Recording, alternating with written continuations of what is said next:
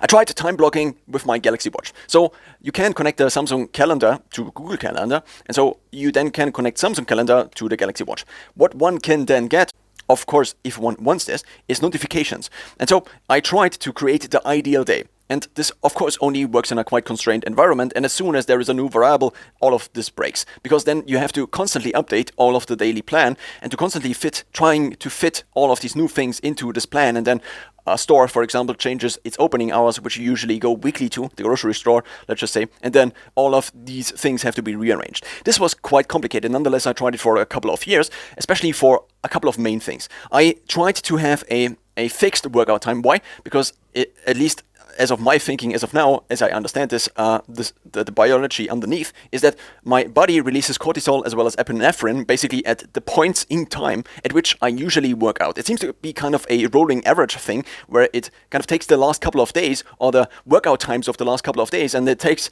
then this and says, okay, this here, this here, this here, so the workout time is probably here, so we wake up at this point in time if we are still sleeping, but also then at this point in time I get really edgy normally, especially if I have had cardiovascular workouts that were quite intense in the last couple of days in these time slots. So what I'm kind of saying is that I try to standardize my day, but also my circadian day. And I used Samsung Calendar and also Google Calendar and created basically different kinds of events and then had notifications on this. Because I seem to have a genetic predisposition for narcolepsy, which I only recently kind of discovered.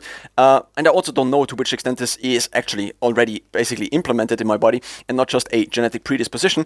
But what I'm trying to say here is that I napped quite a little bit in the last couple of years. So I often nap during the day, and so I also scheduled these naps because these eventually became quite predictable, especially if I had my diet as well as my workouts kind of constrained, let's just say, or in a certain predictable pattern. And what I then did is also to schedule basically the wake-ups with this watch. So for example, when I lived in a different German city, I went to the library, and then I had basically at every 50th of the hour, so at the 50th minute of every hour, I would basically lie down, and then at the full hour, I again would wake myself up. Even if I would not fall asleep, this 10 minutes would give me kind of, or my brain at least, kind of time. I don't really know what exactly is happening, but sometimes I fall kind of below consciousness. Sometimes I'm kind of dipping in and out of consciousness. Sometimes I'm also actually properly asleep, and sometimes I'm just lying there and doing nothing. And just doing nothing, I think, regenerates the brain to a certain extent. At least it seems to help me.